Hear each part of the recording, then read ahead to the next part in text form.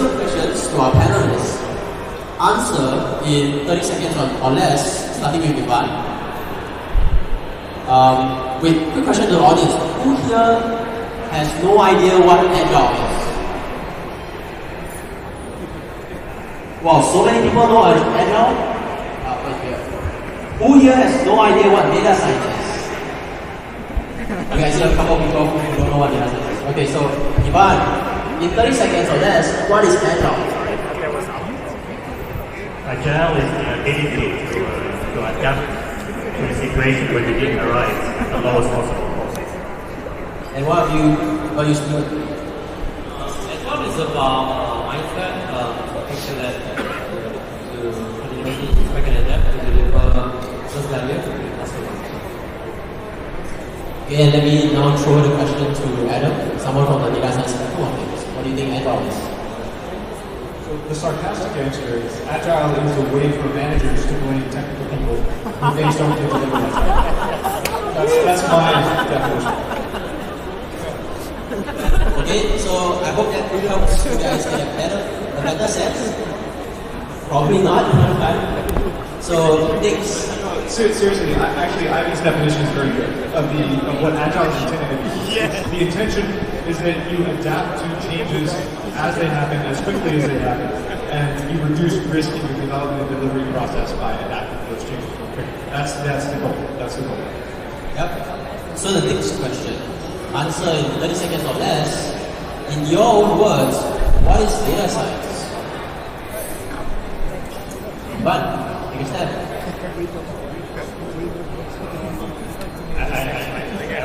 You're probably the same thing as the Agile, except that if you consider algorithm and data, it's actually the same thing.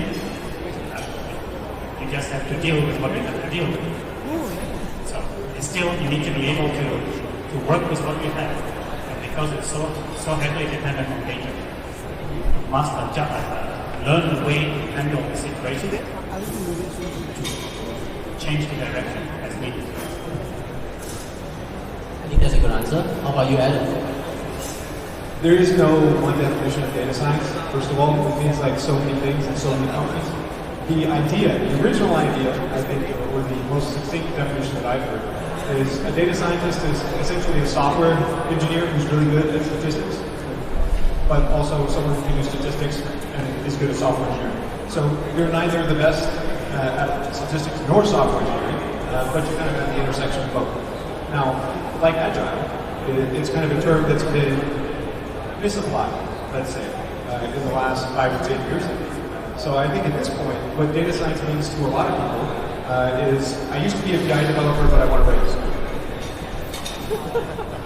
Well, data science is the science and art of using data for manager to blame engines.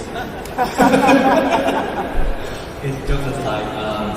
I think data science is about applying the scientific method to analyze data.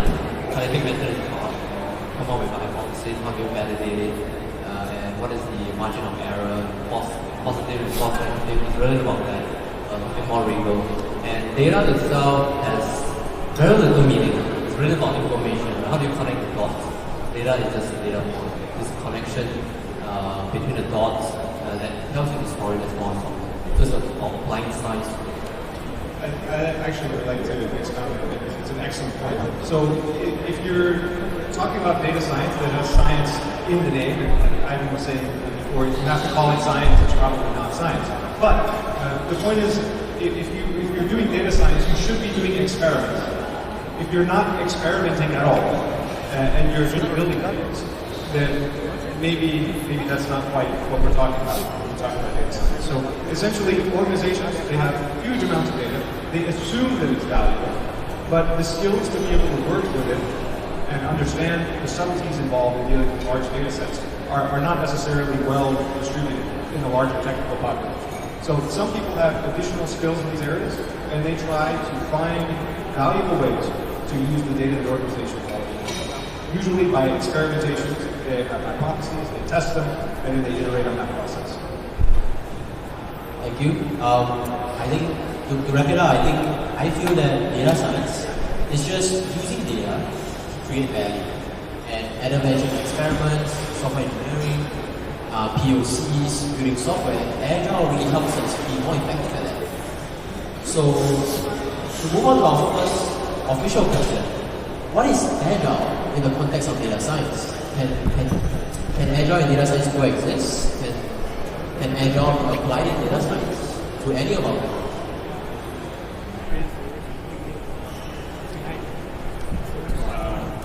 It's a big question. So let's say, what does it mean Agile context? Is it people using Scrum or something else? Whether you have a scientist on the team or something like this? Let's restrict to this context. In that sense, I think yes, data scientists should be part of the team and working on the problem, both from the exploratory perspective as well as implementation and pushing it into use. Because until you see it in production, you see it used, you do not validate what assumptions you have. So the question is, can they or do they coexist? Is that good? Okay, well, if you think about Agile as a way of structuring a development process so that you're increasing delivery speed and reducing risk, then you can pretty much apply that to data. It doesn't really matter what it is. It doesn't have to necessarily be technical. And in fact, the roots of those methodologies don't come from technology at all, they come from manufacturing. So it's very much general in that sense. Now, where the pushback happens for data science people is they say, well, we're establishing new knowledge. We're learning new things, and so you can't put a process on it because this is creative. And if you put a process on our creativity, you're going to destroy it, and then we will no longer be creative. Now, I disagree with that very much. So anything you can do in a business, you're going to have to quantify. And I've helped a lot of companies set up data science teams. You have to be able to show the business why what you're doing is valuable. Whether you're a software developer, data scientist, it doesn't matter what you're doing. And I think actually Agile has a lot of good ways to do it, especially in terms of specifying processes, small units of work that are measurable, clear value to customers. Like that's a very natural fit. You can do that with data science teams, and you can, of course, establish quote-unquote Agile processes with data science teams. I don't see that there's a huge difference between that and what you typically do with software processes. Yeah, definitely, just like the other two panelists. Yes, in fact, in Govtech, GDS, and our team, we use Agile with data science for most of our all of the areas as well. In fact, in GDS, we don't do any project using waterfall. So, yeah, speaks for itself. So as a quick follow-up to that, for the people who run data science teams here or who are part of the data science teams here, what are the one or two technologies or methodologies that you recommend that they should try out? What are the one or two things that they can do to take away from this panel? You don't want to advocate for Kanban or Scrum? Not going to touch that? Okay. So processes that you can adopt, one or two, that will make you more efficient, more effective, or both? Okay. Well, maybe we start with that. So there's a big difference between being efficient and being effective. I think that's point number one. And some people will take agile methodologies, whether it's Kanban, Scrum, what have you, and they will use that to hyper-optimize and make efficient a completely ineffective project or process. So I would say like point zero, prerequisite. First, ensure that what you're doing is effective. Then when it comes to what can you implement, it goes back to the foundational stuff. Break things into very small units of work, reduce the risk by delivering in small pieces, and communicate more. Like those two things I think are the most important thing to do. And a lot of the agile processes that you'll see or that people will advocate for, like Kanban or Scrum, whatever, that's essentially what they're doing, like on a fundamental level. They're breaking things down into smaller pieces and they're increasing communication. Now there are potential pitfalls there as well, but fundamentally I think both of those are very positive for bringing data science or software engineering. Maybe I can add one thing is, so although we say in Agile we are using empirical processes, actually data scientists should be more familiar with the value of the empirical process, and that's something they can bring to the team by explaining what does it mean to run an experiment and how do we validate ourselves. So not just the agile part. Actually, data scientists hopefully understand this from their own background, and it's a good combination, I think. I think Adam and Ivan mentioned a point. Adam said break it down to small units of work. Ivan, you mentioned critical. So the question is, and I hear this a lot, in software engineering, when we talk about Scrum and breaking down small units of work, we have workable features that can be unit tested, or you go to UAT for user acceptance testing. How does this work in data science, especially in a research context? How would you suggest we adopt this? I think can be similarly adopt more of it's just that the application of it will be more data driven rather than visual driven. Because when it comes to delivering digital services like UI and all that, it's a lot, it's visually driven, so it's probably like automated testing, Selenium and what have you, right? With the clicks. But for data, you spend a lot more time on data, which means that you need to find out the golden set of data, test out positive and negative scenario, and validate the hypothesis. So yeah, in principle, can similarly be applied, just at a different way of doing it. I want to add one thing is people who are coming to the data science from, let's say, statistics or math background, they usually don't have a strong foundation in software engineering, and even the whole idea of unit testing their work is not there because we are not taught to do this way. So that's when you get help from the software side to ensure what you are doing, you're actually protecting yourself. And you always can rely on the way of working because it will help you to prove that you're actually code right. Another thing to add is that the idea of unit tests is to make sure that the things you test is small, single unit. So if you apply that in the area of data science, that means that you only test for that one particular hypothesis in the use case, rather than you test for a lot of others, which makes it very brittle. And it's not really a unit test, then it's really more of a function. I think there's really a lot of overlap between some of the agile practices surrounding research and data science, because the same sort of thing happens in software development actually. So if you have to build something that you don't quite know how, what do? You're doing some kind of agile process. You time box it. You say, I'm going to spend 1 day or 3 hours or whatever trying to figure out how to do this thing. And at the end of that time, I'm going to reevaluate my situation and then see what I should do after that. And exactly the same thing can apply to data science concepts. So you can time box research that you're doing for data science work, just like you can time box research you're doing in the software development. There's really no difference. But a related problem to that is estimations, which I don't know if you ever ask about it, but just maybe as a preface. Is anyone here good at estimating the time it takes to build software? Is anyone here really good at that? Not really. This is the most honest audience I've seen in a really long time. Sometimes when I ask questions like that, I'm like, who here is good at estimating software? They'll be like 30 or 40% of people will raise their hand. And I'm like, no, you're not. No, you're not. So here's the thing. When it comes to time boxing and agile stuff and estimations, I actually don't put a cap on it like I would with research. So if you have a research task, you can say, I'm going to get to 3 hours or a day or whatever, and then I'm going to stop my research. You can't apply time boxing to estimations. And this is where some people get confused. They think, okay, well, we're going to time box the development just like we time box the research. No, can't do that. And personally, just as an aside, my preference for software estimations are hours, days, and idle time. So you do t-shirt sizing for yourself. So on that note, last question from the Agile side, which is that what Agile practices are useful for data science teams? Or let me put it another way, should data science teams join the PEC team in their daily setups? Or should data science teams have their own set of rituals, retrospectives, daily scrums, peer review, daily planning, or what can be applied and what maybe might not work so well? I see Ivan's working there. The answer is yes. So in my opinion, it's best that data scientists mix with development teams. There are no separate roles as such. I mean, data scientists or software engineers, as the good name for programmer. That's it.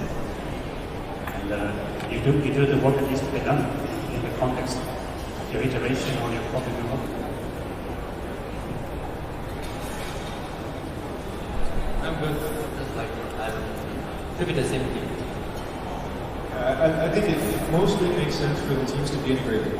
The time when it might not is when you have a very small data science team and very large software development team, or some kind of mismatch like that, or when data scientists are working on a very specific product or feature that maybe doesn't apply in other areas of the business. But in general, the more you can integrate the teams and improve the communication bandwidth, the better off you are. And more generally, to your point, can you do agile stuff in data science teams and software engineering teams? I've helped companies implement agile processes for their marketing teams. I mean, it's completely unrelated to technology in that sense. So I would say data science or software engineering, it applies to anywhere in your business where you have some process you would like to create. Okay, so one question we have from the poll in the context of Agile and DevOps is, do you think that it is essential for DevOps to be familiar with data tech stack? Do they need to with data storage, data processing? Absolutely, because the whole idea of DevOps is to you have a good pipeline and continuous delivery and a lot of things that technology that you use in data science, we use Kafka, Spark. It has an implication in the ability or the inability or the challenges you face of pushing code out of production. So the DevOps definitely needs to be very, very well versed with the technology, the dependency, and how to debug.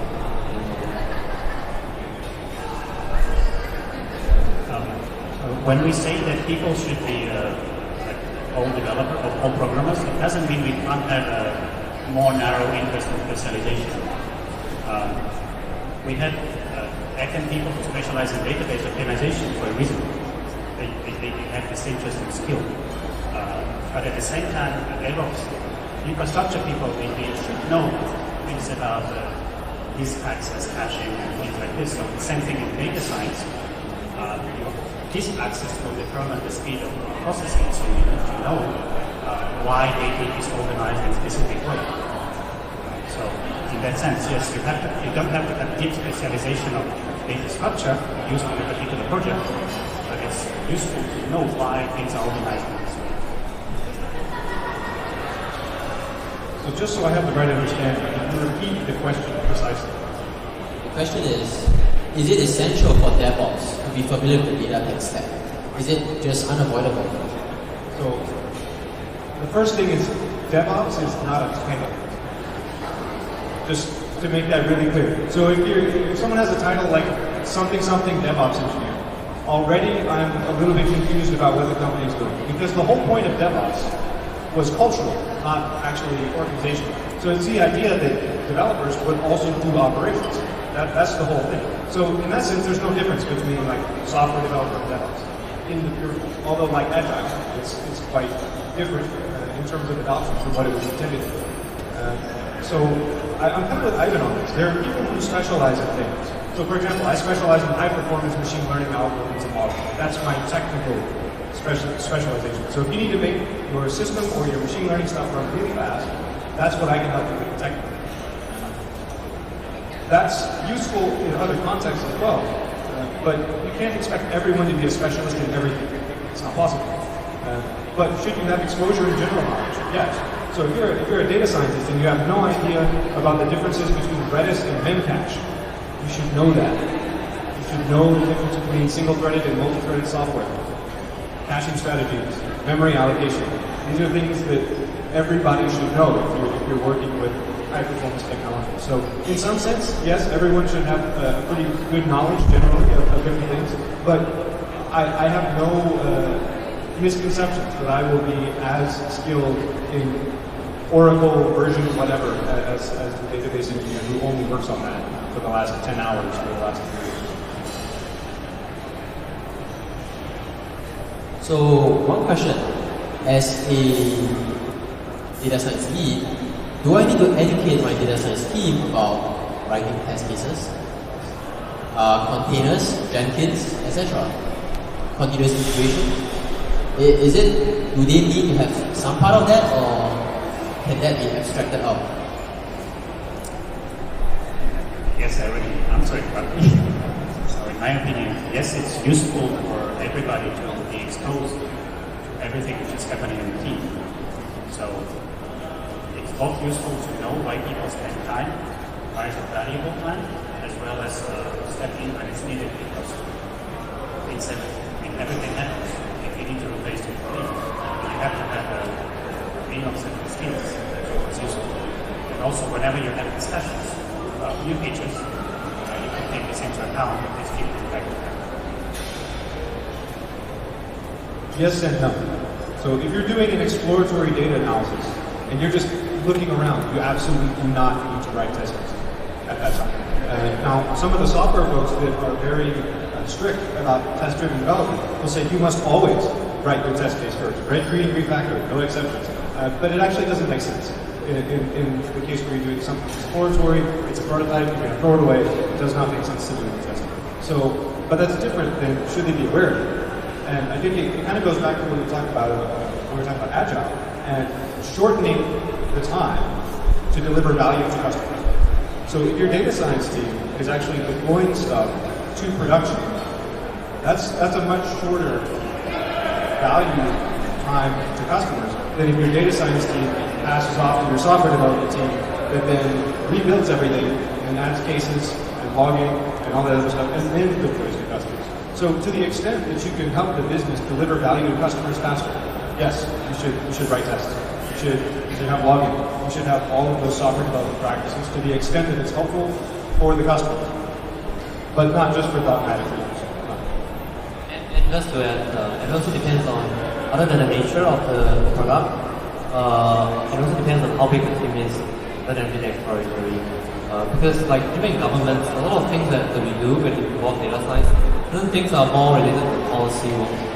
You want to just a one-off thing, for example, to talk about price of milk powder and stuff like that in the supermarket. So it's really a one-off thing. So definitely not for that. It's too costly to present. But there are things that related to the digital services that we do to build for the citizens. We need to apply the modeling, data science into it, then definitely it's so again depends. What is more important to get out of this? Don't do things just because Facebook is doing, Google is doing. Don't do that. Because it really depends. Please don't do that. So one thing that the panelists mentioned that's quite interesting, which is that, okay, there seems to be two tracks, two ways of doing it. One is that your data science team develops the solution, the data preparation, engineering the model. They write the test cases, they do the logging, they help it go into production. And the other way, which some other places on top as well, which is that the data scientists write some prototype code, and then they hand it over to someone else who takes it to production. What are your views on this? What are the pros and cons? Is there a better approach? In what context is each approach more suitable for the team? I think it really depends on a couple of situations. For one, time to market, the people you have on hand, how cross-functional they are. In the most ideal, so you look at it from a spectrum, right? On one end, everybody is a specialist. You already know do one thing. On the other end, everybody knows one thing. That's the most ideal situation. But the matter of fact is that you have a product to deliver and you have timeline for it. So it really depends. Ideally, you strive towards the one on the right, which is everybody should know as much as possible. But reality, bites time. So it really depends. For example, the kind of product which you are building is ready for visualization. Then maybe you do not need to have the whole thing knows a lot about the back end, but you focus on the front end, exploratory, visualize, test our hypothesis, so that you know what are the visualization you need to build. And then in Govtech and GDS, sometimes data science is used to provide insight to policymakers to make the right policy, right? So that's again very different as well, because they probably have some hypothesis they want to validate.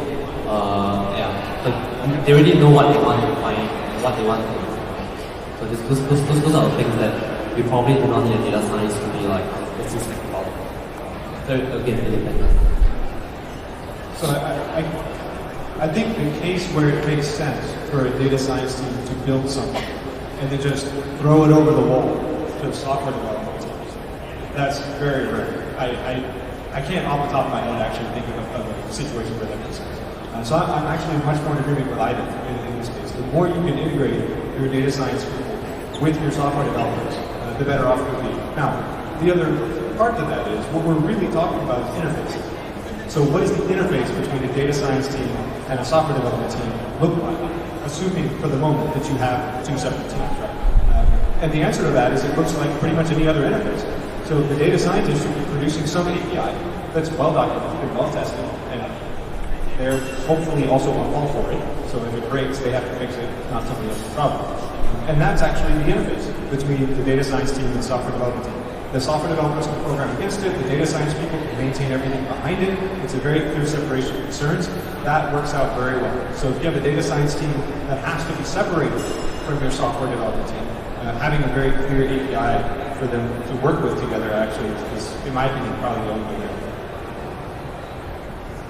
Maybe only one situation is in the context of traditional research model, when we do go money and value delivery to customer is not the point. You want to move forward science without. So although it's also not good because we tend to go too far and too long without feedback in a pure academic world, but there are probably situations where we want to spend time without the constraint of delivery and value deployment and value delivery to people who depend on this, because we want to push forward.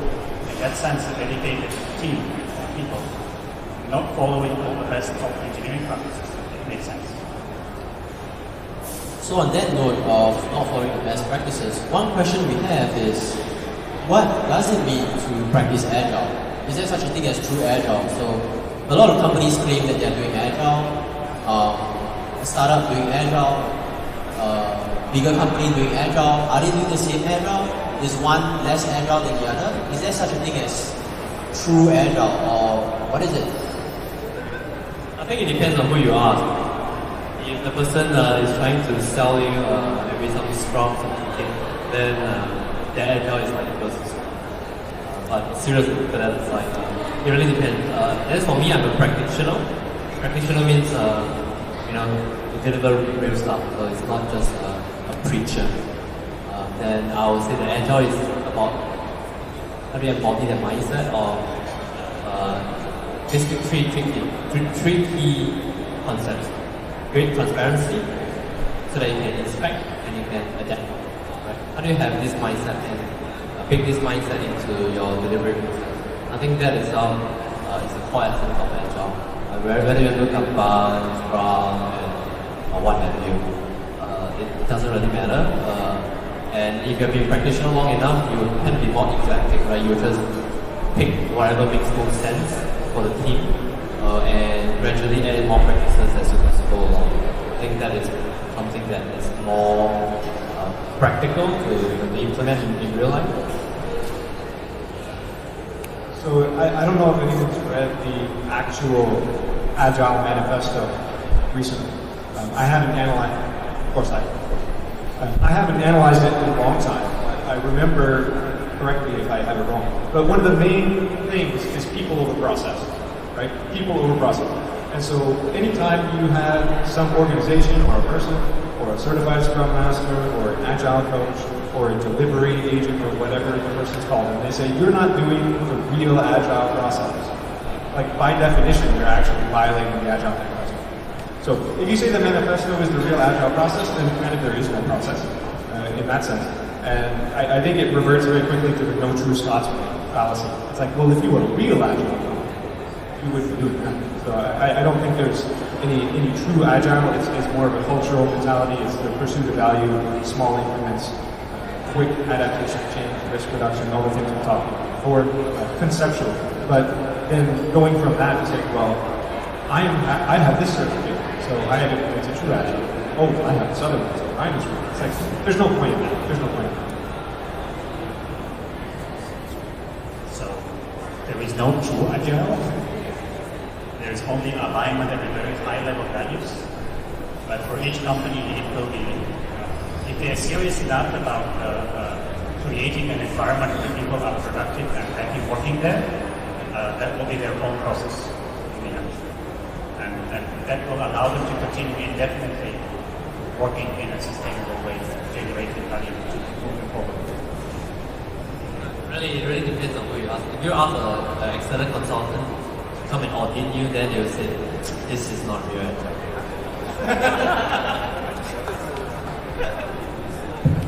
So, to that question, right? One question is, I don't do anything related. Okay, so this question, I think the panelists have answered somewhere in the middle. I don't do anything related to tech. Why should I care about Agile or Scrum? How can it help me? You can apply it in your financial planning.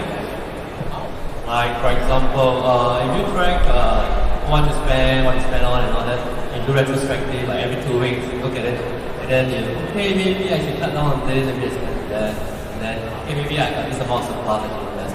So it's about, again, like I said, 3 keywords: great transparency between you and your spouse, and then you inspect, and then you adapt accordingly. So as long as you keep doing this, you will get it. So the whole idea of Agile is do not let perfect be the enemy of good. I repeat, do not let perfect be the enemy of good. You're not perfect today, but it's okay. Gradually you get there as long as you inspect and adapt. It's great transparency. You truly yourself. Reality hurts sometimes, but get real, understand what is it like, inspect and adapt, and make changes along the way. Not technical person, not agile, but I think the most important thing they can do is, I'm willing to learn, how can I help you? I actually think the financial planning example is really good. And for anyone out there who has to deal with budgeting, which is always very fun. So I'm a technologist, but I work a lot with executive teams and boards, and they care a lot about budgets. And sometimes they'll start the budget process for the following year in like August. And they'll work on it for like 5 months, and it gets approved in February, and then they have like a little break, and then they do it all over again. And the budgets are always wrong. They're always wrong. And why are they wrong? Because you do it like 1 time a year, and you're estimating all this stuff, and you have no ability to adapt along the way. And so I actually think your example of budget planning, let's say, budget process is really good for people who are on the financial side. So CFOs, do finance stuff, it applies very, very well. I also have helped companies implementing marketing teams. So I'm not an agile coach or an agile person, but it's kind of like Ivan said, if you find things that help teams work well together, that's probably going to look something like what people talk about when they talk about agile. And if you find a team that already works really, really well together and delivers stuff to customers, it's probably going to look something like agile. So if you're working with a marketing team, you do marketing campaigns, for example. You may have a massive marketing budget. You don't want to take that whole budget, send it to one agency, and then just hope they do their job. Right? You send them a little bit, do a test budget, so it works, you adapt, change again. Like, it's really a more general approach. It's not technical, actually, in my opinion, at all. It's just a more process-oriented approach. So I'm going to ask you 2 questions. One from a hiring manager's perspective, and one from a job seeker's perspective. As a hiring manager, should I hire generalists who have experience in data science, agile, and production, or should I hire experts in data science and research and software engineering and agile, and just put the best of both those together? I'm sorry, Ivan. You shouldn't have a hiring manager. Let the team hire. That's actually a good point. And there was one company I helped, actually. We did something like that. So they were having difficulties in hiring. And I said, okay, when we bring people in, people will not be hired into a team. They will be hired into the company. And then they will spend time with all the different teams. And the team that they like the best is the team that they go to. Which is actually interesting, because then the teams start competing to hire the people.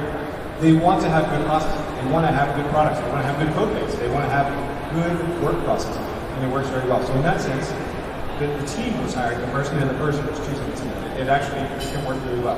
Now, most companies are absolutely way too afraid to do this. because it seems totally out of control, and a lot of people don't like that. But it actually works very well. So to your point, how are you finding these people that you get to choose which one you hire? It's like, would you hire the agile data science expert or the software engineering other expert? Like, I've never seen this before. I'll hire both. I hire both. Like, it's really like that. If you can find good people, just hire them. Like, it really doesn't matter. Because if they're good at what they do, they're open-minded and they're humble and they're willing to learn, then whether they're more from the agile side or they have a little more experience with some development process or what, like, they'll pick it up. It's really not the end of the world. So I'm a firm believer in hiring curious, tenacious, dedicated people and then helping them solve problems. Much more so than looking for like very specific checkbox kind of stuff. Fully agree with them. One, I don't believe in hiring manager as well. Even though the HR will call me a hiring manager, and I always say I'm not a hiring manager. Seriously. So in my team, in my organization, my team, the team actually hires themselves. Alright. I can give you a brief run through on how the hiring process is like. First of all, candidates we have to finish coding challenge, right, offline coding challenge. Then depending on the score, the feedback, and see if we can improve the solution. And then after that, we get them in, do a pair programming with our developers. I think that's the best time to ascertain the train of thought, how they articulate the solution, whether they have a first solution syndrome, like Google search, first result, okay, that's it. So that's not good. So these are the things we watch out for. But then the team will have a lunch session with him, right? To find out whether he's somebody who's fun to hang out with, is fun to work with, really enjoying working with his culture fit and all that. Before coming to me, but it's a little more administrative stuff to HR. So and also to the point on the experience part, actually I feel that in tech experience is really overrated. When you hire somebody in tech, right? Hire somebody for learning agility. I cannot overemphasize this. Hire somebody for learning agility. Because in tech, things come, things go very fast. Alright? Things become legacy and obsolete the moment you hit the save button. So what you need are people with high learning agility. One of the ways we assess a senior developer, so-called experienced developer, we give him something that in the language that he doesn't know, and we want to assess how fast he can ramp up. I think that is what experienced, good senior engineer bring to the table. Because of his experience of dealing with various problems or solutions of programming languages and platforms, different paradigms, different way of thinking. So his cutting edge, his competitive advantage is the ability to pick up things real fast. Right? That is the competitive advantage. So it's not really about the years. You don't hire people because of years. You hire people because it's ability to pick up. But at the same time, you have to balance that with reality. Because you have a project to deliver, you have a timeline to meet. What if it is a fresh team? Then you may need to hire somebody with experience to seed the team. Right? To seed the team because it's a fresh team.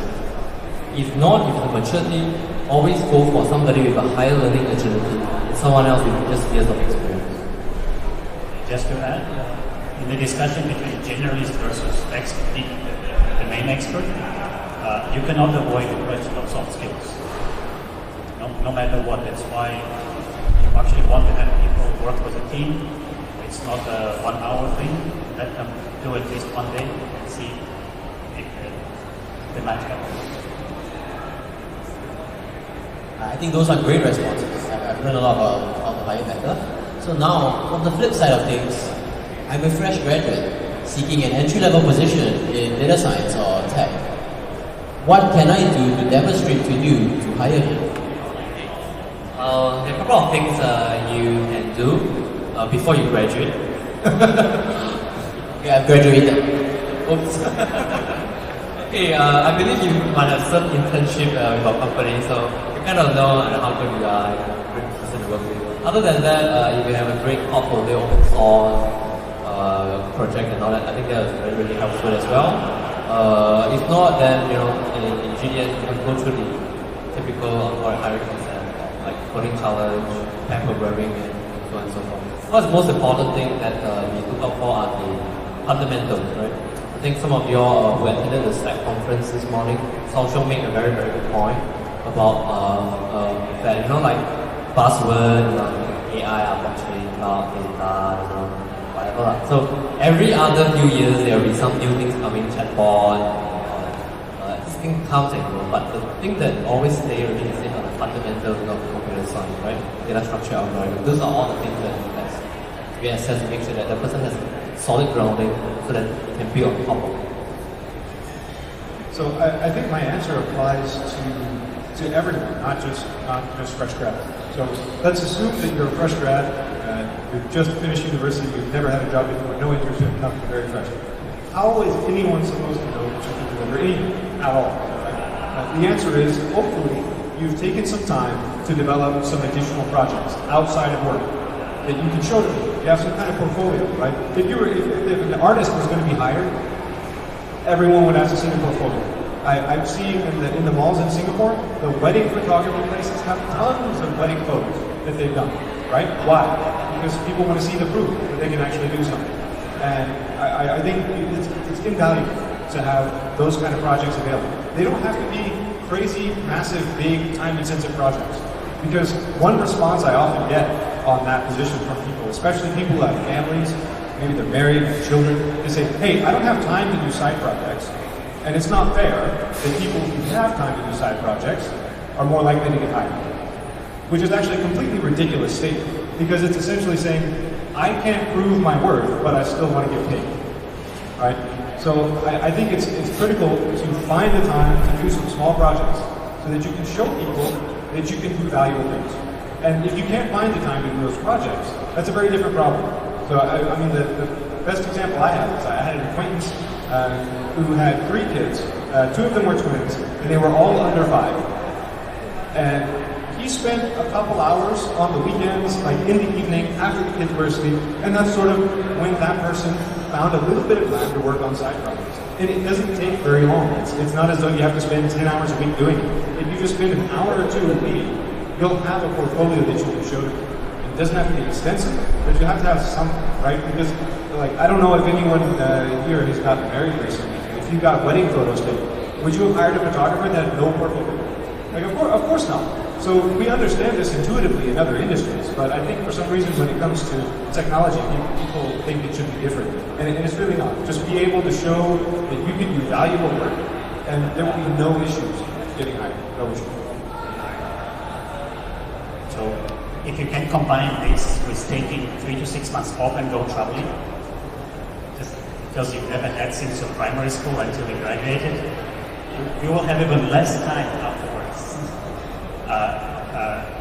Getting out, seeing the world, and not just doing tourism, but spending some time, like 3 months living in a different country, is extremely valuable for the rest of your life.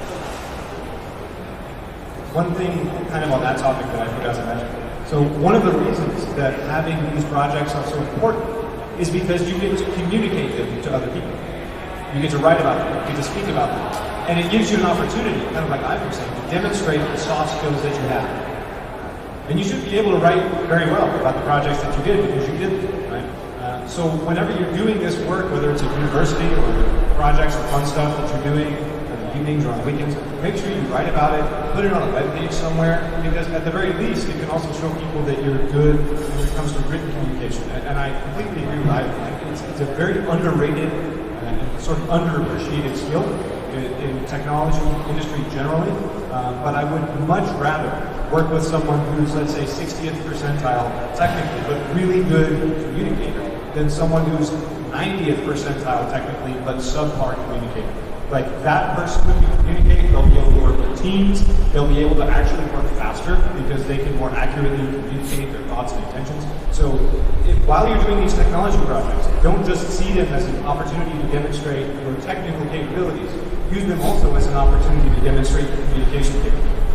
Absolutely, just to add, this is exactly why some of you all have asked me after attending today's conference and things like that. You know, government, why do you use more open source product and stuff? And I always encourage team members to write blogs for this reason as well, because other than they providing value to the organization, to the mission, I would love to invest in them. Absolutely. So the things that we develop like apps, which was talked about during the conference, or even like Terraform by Eugene, all these things are open source, and why do they write blogs about it? Because again, it's really about investing in the next generation, in our young engineers as well. It's very, very important. So if you can find a good employer, a good team, right? It's a shameless plug, by the way. So we are hiring, right? So if you like open source development, we are hiring. Thank you guys. So I think that's all the questions we have on the poll. Any questions from the audience? Just raise your hand and I'll run to you. I'll wait. Hold on. Okay. Hello everyone. Yeah, I would like to ask how to manage an outsourced data science team. As one part of the task, as a PO, product owner, you would like to have a well-planned budget, a well-planned time box. But on the other hand, we know that data scientist is an endless project. You have to go on and on with like a research. There's no predefined or well-defined time box. So how to solve this kind of conflicts? So it depends, again, if you what kind of context you are. If you have a team of people who are hired to clean up the data because it's so long, it's so noisy, and it's well containerized, you can do it. It's generally a very bad idea, just like outsourcing your testing is a very bad idea. So don't do it. Try to bring it either in-house, or if you have an outsourced team, the team should be full featured. I kind of agree with that. I think the first question is, why do you need the data scientist? And I actually gave a lecture in Singapore, I think it was a couple of years ago, and I think it was called Stop Hiring Data Scientists. Just stop it. Because so many companies are hiring data science people to do work that software developers are really great at doing. And I have no idea why. I actually still haven't figured it out. So the first point I would make is really ask whether or not you need to hire data scientists in the first place. Because it's like Ivan said, and they're going to be cleaning up data, please don't hire data scientists to do that. Please don't do that. They will be very frustrated, they'll probably quit, and it won't be nice. So I guess the first question is, maybe you can have some people that are already working with you work on that project. Then you don't have to worry about the outsourced team, because regardless of whether you're working with an outsourced team with data science, software engineering, whatever, you have all the same difficulties, right? Communication overhead, low bandwidth, they're remote, maybe people have to travel. It's very difficult. So if you have software developers that you work with that actually can take on this work, that would be ideal. Now, the other part to that is maybe they can do it, but for some political or prioritization reason, they're not allocated or able to be allocated to that kind of work. That's actually a very different problem. So that has really nothing to do with data science. That's more about the politics within the company and kind of the communication. And like Ivan said, like that communication and politics issue, that's much harder to solve than the data science issue. Unfortunately for you, as a PO, you're kind of stuck, right? Because you have something you have to build, you have a budget. So do you have software developers you can work with? Or no?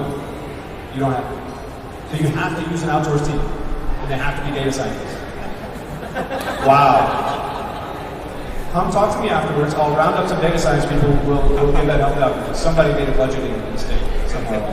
I don't have much to add to what they just mentioned, other than to answer the question. Why is there such a situation? Because I call this role and title inflation, right? Because it's the hottest title on the block. So that's why if you don't put like data scientists, nobody's going to come and apply. So one of these days you're going to see like AI engineers, and then you have like blockchain engineers, maybe chatbot engineers, and whatever there's going to be. Any other questions? I see one in the back.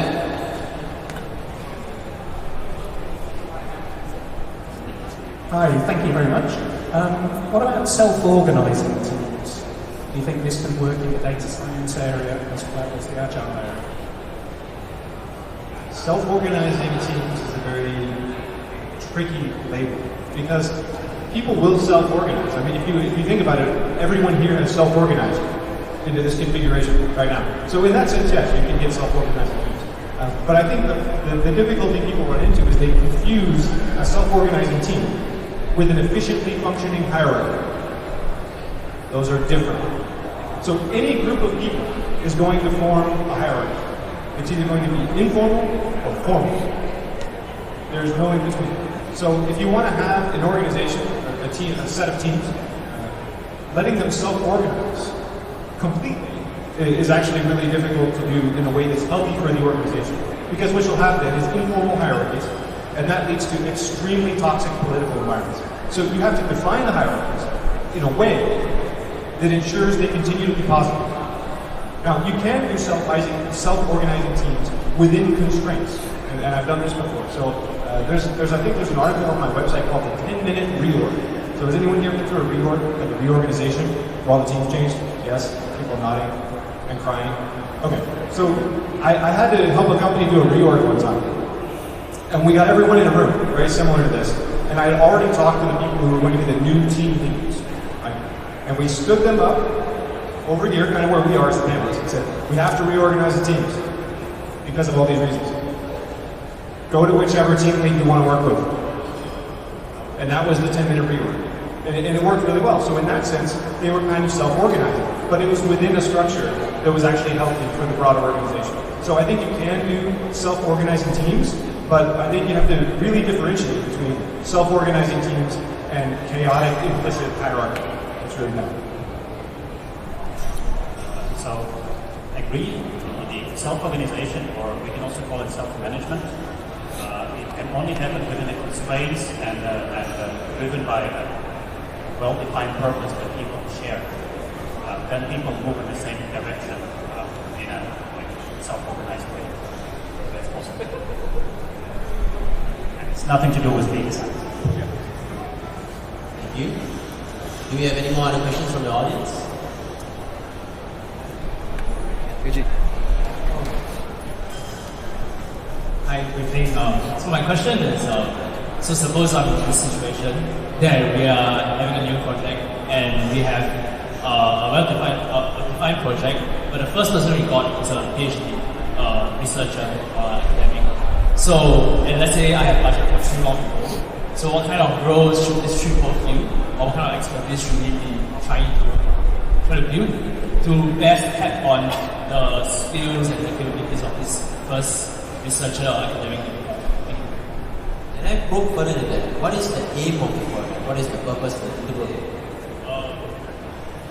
So I don't have it's more of a general question situation, but I guess the idea would be that we have a problem to solve. This problem is like probably something that is kind of novel, something that we need a solution for. Is not like a core bunch of APIs. Like it's something that probably needs a bit of research. But on the other hand, it's like it depends on how deep you want to go.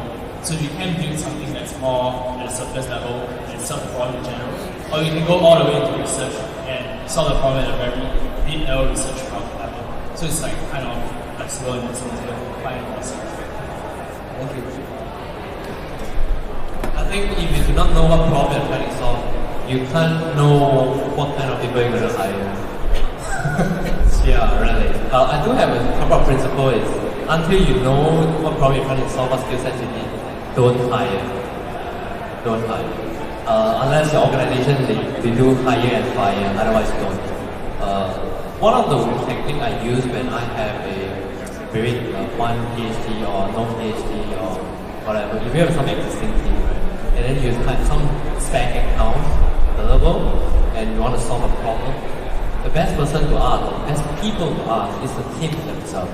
Because I'm pretty sure that there are a lot of things that you do not know, or nobody knows about the skills that the team possesses. So it's always good to ask the team. For example, right, given this problem you need to solve, right, ask them, facilitate a session for them to list out what are the skill sets required to solve that kind of problem, right? So with the list of skill sets, then one of the teammates who has any of these skill sets, let them self-select. And then you figure out where are the gaps. And then from there, it's a lot easier to figure out what are the roles to hire, which one is the first, second, and third. So if I understand your question correctly, it's like, let's assume we have a PhD person in a team. And then how should we form a team composition around that person in order to have a team with the highest likelihood of having high output. Is that the idea? So my first question would be, why did you hire a PhD? Right? Honestly, why? Sorry. But seriously, if you have a very specific problem, so when people do a PhD, like that's a very extensive process with a lot of focus in a very specific area. So if you're working in that area, you probably need a team of PhDs, not just one, first of all. You might need to hire more than one. But if you're doing software development, in general, so most people that are doing software development are more or less writing code that interacts with REST APIs, and that's pretty much it. So you're talking CRUD apps and databases. So if you hired a PhD to do CRUD apps and databases, maybe not the best. When it comes to team composition, some of the best people I've ever hired were actually fresh grads. So I worked with a company some years ago in Germany, actually, and they had a pretty mid-sized software development team in their headquarters, about 70 people. And some of them had been there for 10 plus years, very experienced, kind of like PhDs. And I hired this person, fresh out of school. They were amazing. They were one of the top 3 most productive developers on that team, right from the beginning. So I wouldn't worry too much about the credential itself. The bigger question is kind of like what Ivan was talking about and what we were discussing before. Is the person a quick learner? Are they curious? Are they? I think you said mental learning agility. So do they have a high level of learning agility? Right? Those are the main things. And then regardless of what their credential is, personally, when I'm hiring and when I'm advising companies on their hiring processes, having a PhD it doesn't help you or hurt you. It's not anywhere in between because we develop the processes to be independent of the educational credential. So I usually advise companies to have coding challenges, short between 2 and 4 hours. So if they do end up with PhDs, it's not because of the PhD, it's because that person happens to be the best fit for the role. So I would focus more on the hiring process itself and make sure that you're getting the right people for the right roles, more so than trying to balance someone with a PhD and then, I'm going to hire some fresh grads to balance the PhD person. I think that's a very much overemphasis on the educational credential. Any other questions? Okay, one from that. What do you think about organizing a team in terms of remote working or distributed team? In terms of agile development, do you kind of grow having a distributed team, like people working in different time zones, kind of complementing each other, or do you like having a team together? So that's the first question. The second question is that you mentioned that estimation is very hard. So how do you evaluate the performance of the team? Because you don't know how the task will work, go to take, how you know whether the team is going to be effective or not.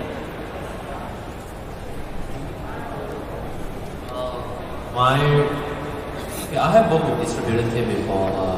So in my past life and past life, I worked in MNCs. Spent about a year in Austin, more than a year. Worked in Suzhou and Shenzhen. My advice is, if you can, don't do it. Don't do it. It's very, very painful. Especially when you have different time zones. It's double the pain. It doesn't really work well because in software development, right, the bottleneck of software development is always about learning. It's about learning, right? That's the biggest bottleneck. It's not about typing. Otherwise, you don't need software engineering. Just hire typists, type real fast. And when you have a distributed team, it just slows down communication and that impedes learning. It's very, very challenging. I don't know if it's at all possible to do have an effective and efficient delivery team with distributed team at all. If you know how to do that, let me know. I want to learn from you. So I actually disagree. I think it's entirely possible to have remote teams doing awesome work. So last I checked, I don't know if it's still true, but MySQL is an entirely remote company. They have, 400 over 400 developers, and they live all over the world. So I think a lot of it has to do with how large your organization is and what kind of problems you want to solve. So if you're a relatively new startup solving one very specific problem because you're trying to get to market, then having remote developers actually can be problematic because, like you said, it's a communication bandwidth issue. It's necessarily the case unless you're all just staring at each other by video conference all day, which is kind of awkward, but I guess you can do it. There's bandwidth difficulty there. So having a remote team may or may not be very effective in that scenario. It actually comes down to Ivan's point earlier, which is how effective are those people as communicators? And if the answer is extremely effective, then being remote actually doesn't really matter very much. Now, as your organization grows and you have more things that people can work on in parallel, so let's say you have 5 software development teams and one of them happens to be remote, that might make sense because they may have work they can do that is independent of the work that other teams are doing. So it's perfectly fine to have remote teams. I've worked in companies that have teams in 30 countries. It's not an issue. It's not an issue. But you have to design your culture and your processes around that. So if you have like 2 remote people in random time zones, and everyone forgets about them, and they're never in the meetings and stuff like that, and you never do meeting notes, so they never know what happened. Like that's not going to work very well. But if you have the processes and the culture in the organization, having remote software developers is actually not a problem. And in fact, I'd say it's a benefit because people who are successful at remote working typically do have those higher level communication skills. Otherwise, they wouldn't be successful in working remotely. So my advice to companies is if you have to, in the future, have remote teams. So if you know you're in a market where you're going to need to have remote teams, as soon as possible, and as soon as practical, I should say, start planning for that in your culture and development process. And then it's not very difficult. And sorry, you had another question. I can't remember what it was. Yeah, evaluate. Evaluate, yes, right. But implicit in your question, so the question was, if you can't do estimations, how do you evaluate the effectiveness of teams? Is that right? Right. But implicit in that question is that teams would be evaluated based on the accuracy of their estimations. Is that right? Because if they're not good at estimating, maybe they're still a good team. No, I mean, like, if you cannot evaluate, if you cannot estimate, it's very hard to estimate how long it will take. So how do you know whether it's delivering work effectively or not? Okay, so it's actually kind of, so the question you're asking is how do you know if a team is delivering things effectively? And it's kind of independent from the topic of estimation. So a team can deliver very effective useful stuff but have really bad estimations, or vice versa, and very accurate estimations but never deliver any value. So I think it's better maybe to focus on the crux of the question, which was how do you know that the software development team or data science team is actually delivering something valuable? That's kind of right. So one way that you can do that, and probably the most important way, is to figure out what they're delivering that customers are actually using and try to put a dollar value on it. So if you have a team that's delivering stuff that's unquantifiable, that no customer ever touches, I don't know how that would end up being valuable. Now you could say they're delivering, let's say, infrastructure that's used by other teams, they're enabling other teams, and that's valuable. And you have to find a way to quantify what that looks like. But if you're saying the very straightforward case where you have a software development team or data science team that's deploying things to production that then gets some interaction with customers, like from my perspective, the clear value metric and the most clear one I can think of is what value do customers get out of it? How much money comes in from those customers? And that's probably where I would start. And then I would work my way backwards. So if that's not really quantifiable, because it's, let's say, a tooling team, they do data science tooling and platform, data infrastructure stuff. How do you quantify that? Well, you can look at which products are built on top and what they've enabled to be built in the company. So there are always ways that you can evaluate teams. I think that the accuracy of an estimation is only one aspect of that. Typically, as technologists get more mature and teams get more used to working together, their estimations do become more accurate. But the biggest thing they can do to improve that is actually take on smaller work units to be more specific to your estimation question. Did that answer your question? Okay, cool. Can I add to that question? So I think that you mentioned about estimation, right? So let's say we estimate a task to take 4 weeks. And let's say we estimate it normally, it actually takes 8 weeks. Does it mean that that team is slow? Or we estimate a task to take 4 weeks, but it actually takes 2 weeks. Does this mean that this team is 2x efficient? How do we know that? How do we know how long a task is really going to take? And how do we know if someone is really going full of all gears? Or if people are comfortable, we can challenge the team further. How do we know that better? So maybe just as a quick answer, like I'll go back to my my approved estimation categorization, which is hours, days, and I don't know. So if someone comes to me and they say, oh yes, this task is going to take 6 weeks. No, it's not. No, it's not. You actually don't know how it is. And your estimation has such large error bars that it's not really a useful estimation. So I think when we talk about software estimation, what people never talk about is what's the error in your estimation. So is it 6 weeks plus minus an hour?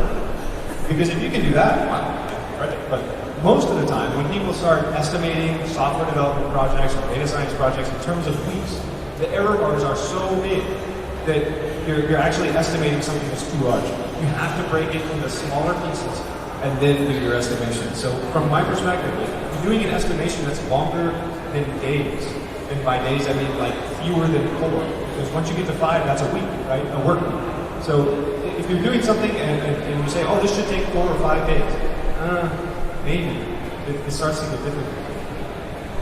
Adding to this, if we consider a task as an unbreakable and you must do it, and it will take whatever amount of time, part of the very important skills is deciding the amount of work which doesn't need to be done.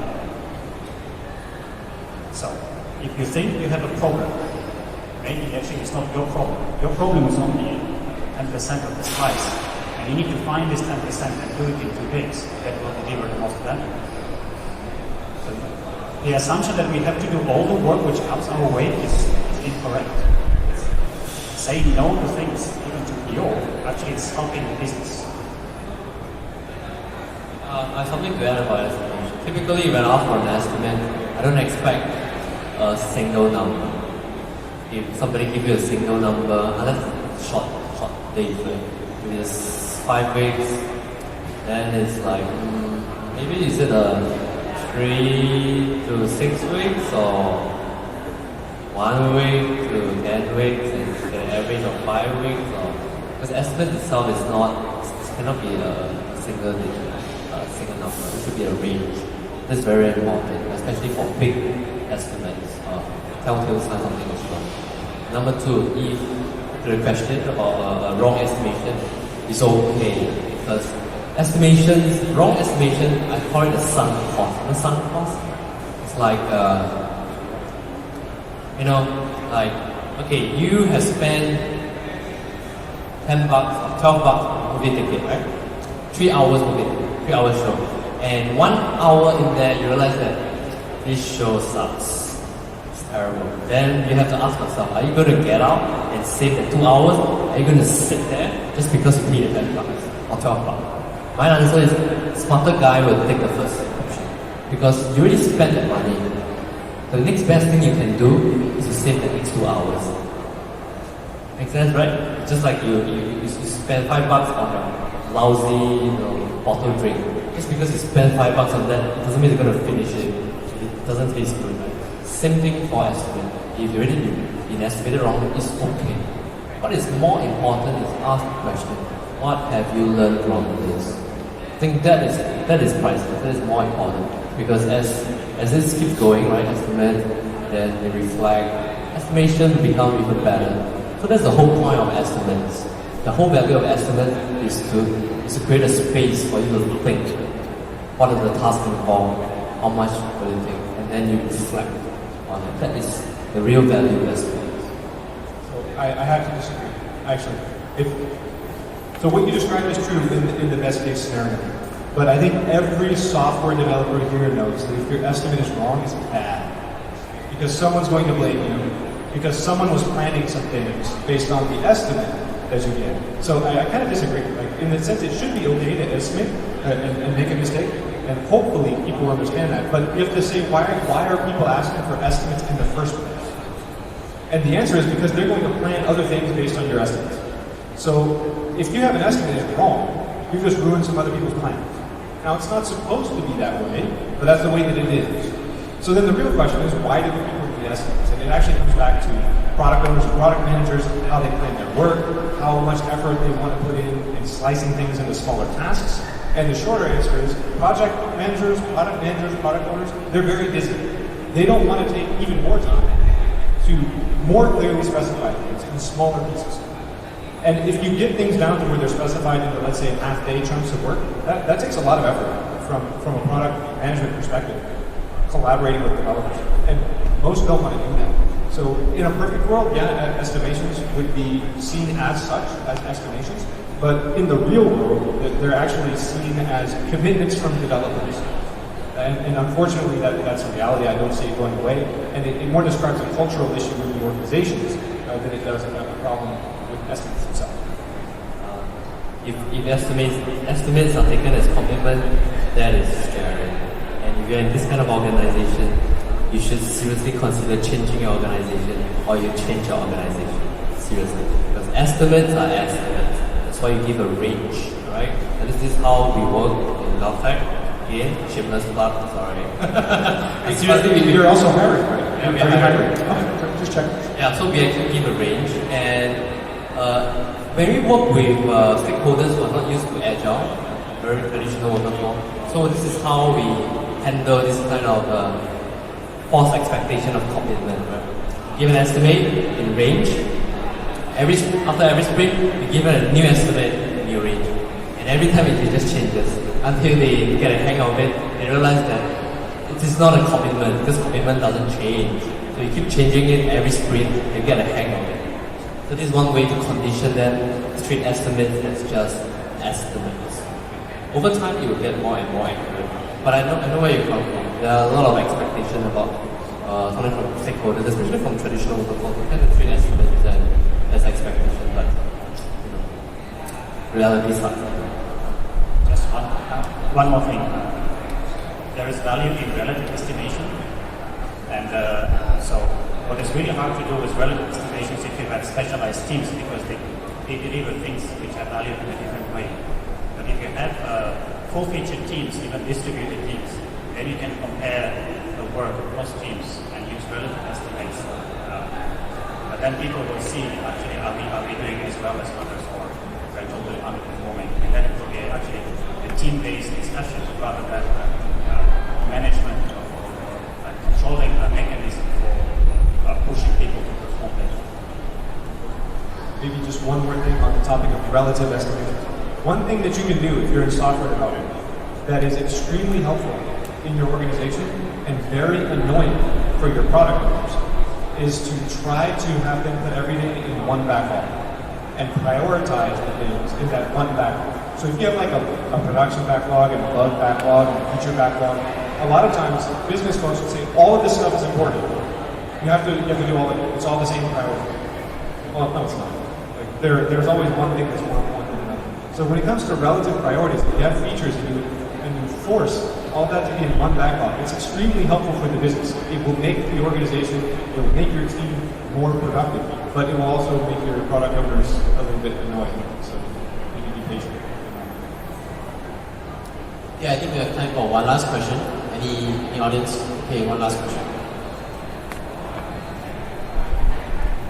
Do you mind if I split it two different questions? Okay. Yeah. My first question is basically to the panelists. What is the worst excuse you have heard from anybody that Agile will not work in my context? And data will not work in my context? Agile. Yeah. Agile. What is the worst excuse that you have come across that why Agile will not work in my context, and how do you counter that? And the second part would be kind of like relative to the estimation wise is how do you convince your senior management, higher management, or especially people in maybe like office holders that kind of think that Agile is something only the developers or the people at the bottom needs to worry about, and somehow I want this to be Agile, so you guys can Agile it out for me. And how do you sort of like change their mindset? So I'll pass the microphone, but first to address the second point very briefly. In general, you never want to try to convince someone that you're going to help them do something better.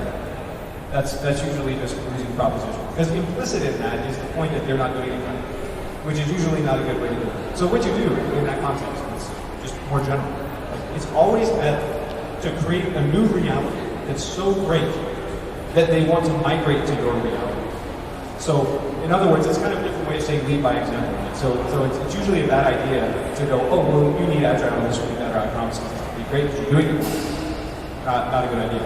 But if you start doing things with teams, people will see that they're more productive. And then they want to start going, hey, why is this team actually producing more?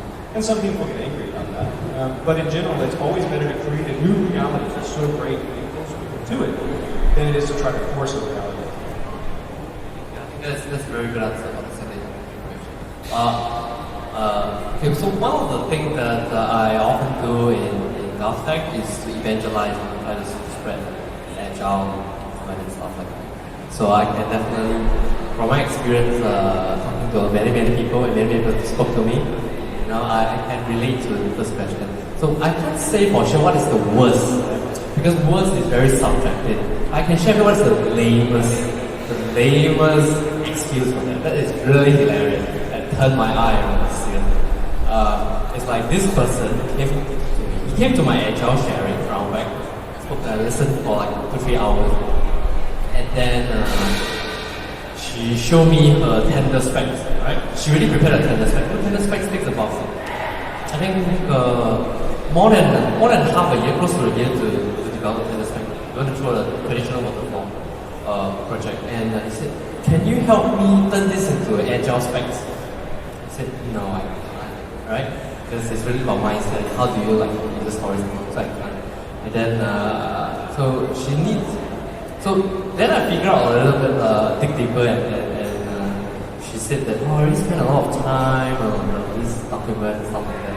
But then, when I want to submit this, right, my boss heard something Agile, very powerful, can deliver things fast and cheap. Asked me to do Agile. Then how? I said, I need to deliver this in the next half a year. And I said, I don't know, you need to manage it. Can you help me tell her this thing cannot do Agile? That is the lamest experience that I ever had. That is the lamest. I don't know in what environment that Agile won't really work. I really don't know. So far, I think Agile is really about mindset. It's very prescriptive. Generally, it will work. Some situations are a lot harder than the rest because of the mindset. So really, I'm a firm believer that Agile is highly applicable in a lot of situations, but it's really about the environment, the culture, and the mindset. And the hardest part to make Agile work is when people doesn't want to do it. They refuse to say it, and they want consultant to say it for them. So then sometimes they engage consultant to do that, so that the consultant can first con them and then insult them. I'm insulted. Seriously, I think I actually haven't run into that problem, to be honest. I can't recall a situation I was in where someone said, oh, this is just not going to work for us. And maybe part of the reason for that is because I don't actually try to convince people to do Agile. I actually don't ever say Agile when I'm working with clients that I work with. I'm usually there for other technology and stuff, but I focus a lot on people and process, and that's how I describe it, people and process. And regardless of whether it's a CFO or somebody in manufacturing or whatever it is, it doesn't matter the industry or the role, everybody understands that they follow some kind of process. And there's probably a way that they can improve the process. But once you put a brand on it, and Agile at this point, it's a brand as much as it is anything else. Once you do that, people react to the brand more so than the actual initiative. So I always focus on the process and how we can improve that. And so I actually never raised the word Agile, and I can't recall having run into a situation where people said, oh, this process improvement will not work for us because we don't have any process or something. It just doesn't happen.